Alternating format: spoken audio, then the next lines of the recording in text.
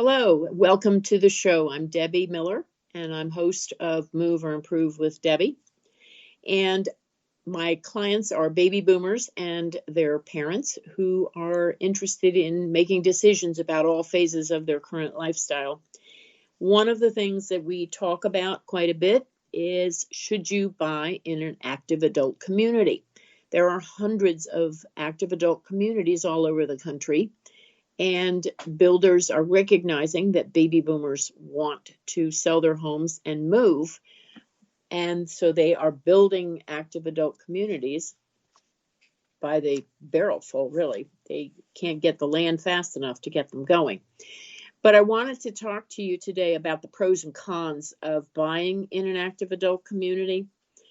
You may be ready to sell your home and move to an easier lifestyle, and that's great. But don't think that this is just going to be a walk in the park. You have to do some serious research, and it's going to take time. So I'm going to discuss what to look for in an active adult community and points that you should consider as you make your decision. A little bit of history here. The first active adult community was built outside of Phoenix, Arizona in the mid-50s. And believe it or not, it's still a vibrant community today. Sun City outside of Phoenix, Arizona. Baby boomers are retiring at a fast pace, and builders are scurrying to fill the needs of this generation. But baby boomers of today want to lead vibrant lifestyles as long as possible. And many of them will sell their more expensive homes and move to a less expensive home to save on taxes or enjoy better weather, be convenient to amenities in the community as well as outside the gates. A lot of them will sell the house with the floor plan that just doesn't work for them anymore, and they buy a new home with a larger floor plan or a differently arranged floor plan that they really love. So one occupant of the property typically has to be at least 55. So when you're looking at communities, ask yourself these questions. First of all, what's your budget?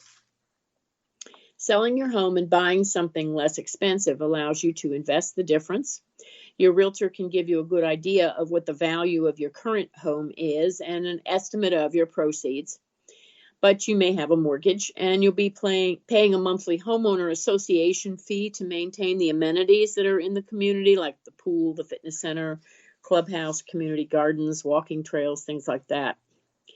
But you won't have exterior maintenance to do yourself, but you will have to pay the people who take care of it for you.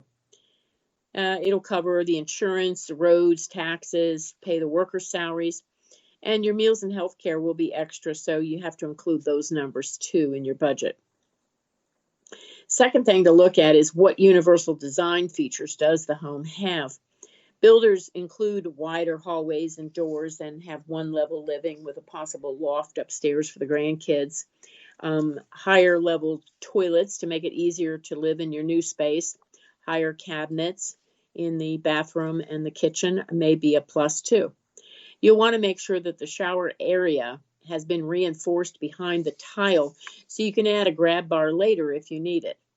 And curbless showers are great, but many builders will charge extra to provide this, but it's really worth the extra money to get that feature. Third thing to think about is, what amenities does the community provide? Well, if you don't play golf, do you really want to pay a monthly fee that covers the cost of maintaining the greens? And the upkeep on the golf course can get pricey over time. So if you do enjoy playing golf, you might want to consider buying in a community that's surrounded by golf courses, and you can pay as you play. Zoning regulations may prevent the redevelopment of a course that becomes too expensive to maintain, so you want to look at that, especially if the community is older.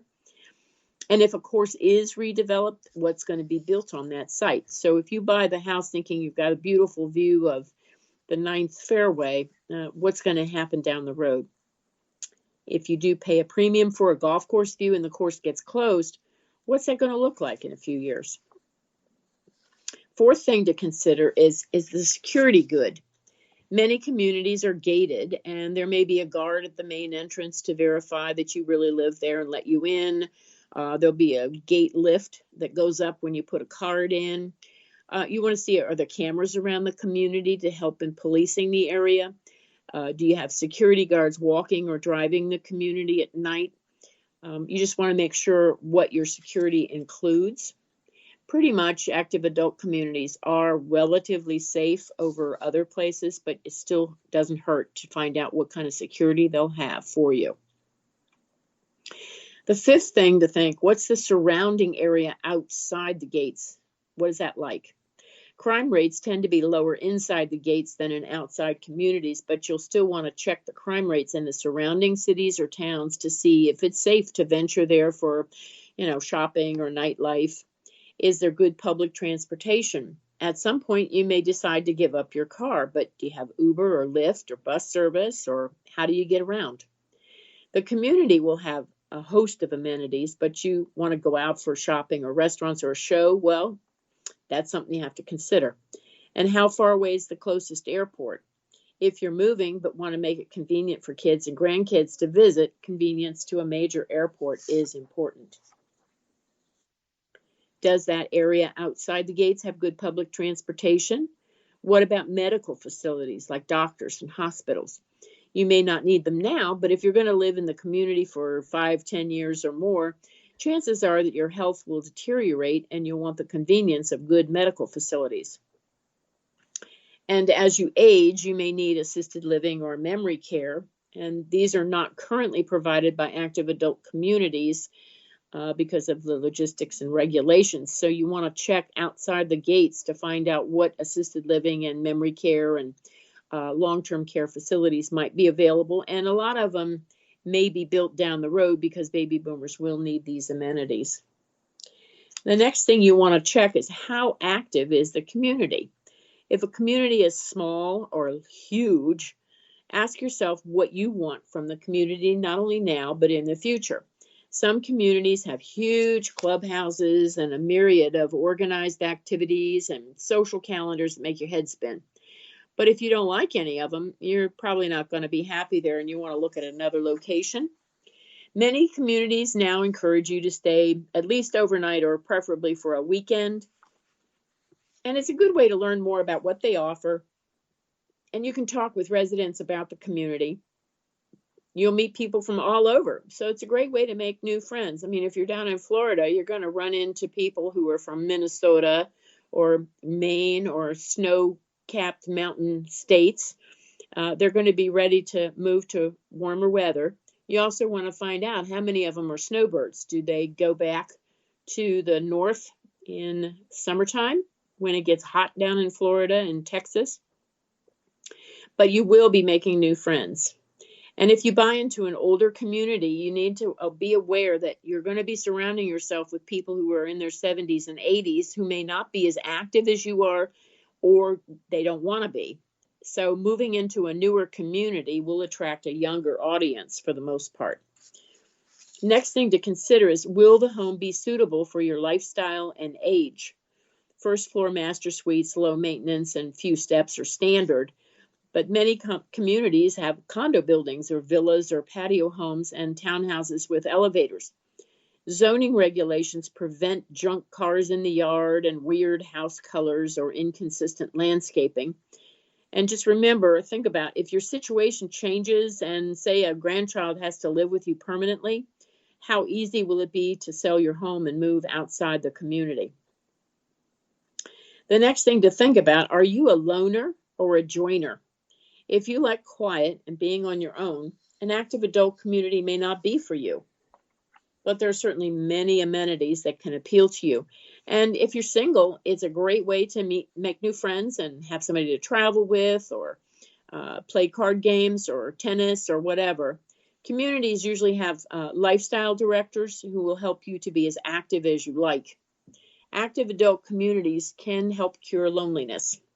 You may not be inclined to join a group of couples if you're single, but many communities have groups for singles who travel together and socialize. So what are some of the disadvantages? Well, there are a few, and you need to think about it so that you've made a good decision. I believe that if you have a lot of information, you can make a better decision as to where you're going to be, because you're going to hopefully stay there another 5, 10, 15 years. There's not a lot of diversity. Pretty much everybody's over the age of 55. You don't see many young people unless they're visiting their grandparents. The homeowner association rules may be too restrictive for you, and you really need to review that. The rules are very important. And you may be restricted as to whether you can have a pet, or what kind of pet, or how many pets, or how much does the pet weigh. You may be restricted as to where you and your guests can park. How long can guests visit? Lots of other things. If you don't like the rules, then active adult communities may not be your best choice. And don't think, oh, well, I don't care about that rule. I can get around it. No, you can't. There's going to be people there who are going to watch you like a hawk. Another thing to think about, though, is do you like life in a fishbowl? Homes in these communities are close together. If you enjoy your privacy, you may want to look elsewhere. If you're out on your back lanai having dinner, how close are your neighbors? Are they outside too, talking and laughing and carrying on? If you like your privacy and peace and quiet, that may not be a good choice. Next thing I want you to think about, though, is how far away is the downtown area? Many times you have to hop in your car, you have to drive to the doctor, go shopping, buy something special for whatever you're going to entertain with. How far away do you have to go? As you get older, it becomes more of a challenge to get to these places. So a good idea is to also check what assisted living facilities are close by, so you don't have to move real far later on and find new doctors and that sort of thing. Another big item to think about, how efficient and well run is the board of directors? In an HOA or a condo, some communities have high fees depending on the amenities that are offered. And if it's a new community, the transfer of power from the developer to the homeowner association requires that the residents take over the management. Well, what are the qualifications of the residents? Some of them will have plenty of time on their hands to monitor the community. So you need to research the community, and whenever possible, I think it's a good idea to talk one-on-one with board members, the association management company. There's issues that can trip you up if you're not careful. Here's some things that the community may not tell you unless you know to ask. First of all, the developer may own the amenities and does what they want with them. If the developer stays involved after the construction is done, they have a vested interest in keeping that facility in great shape. But if the developer isn't involved, they may not pay attention to the maintenance and improvements. And even if the community owns the amenities, there can be problems. So you want to look at the budget of the HOA documents and reserve study, things like that, and talk to people to find out if they're happy there. Second, you should consider, is it a land lease community? It's important to investigate this because the yearly rents go up year after year and add up to a lot of money you'll be paying out as you get older. Then you want to ask what the delinquency rate is on the HOA dues. How many homeowners are behind in their fees? This will affect the association and its ability to maintain the community if many owners don't pay their monthly fee in a timely manner.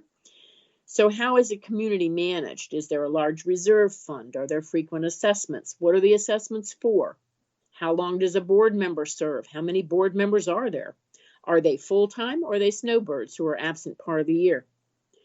Do you like to decorate at the holidays? You need to find out if you're allowed to do that, and if you are, what can you put up or not?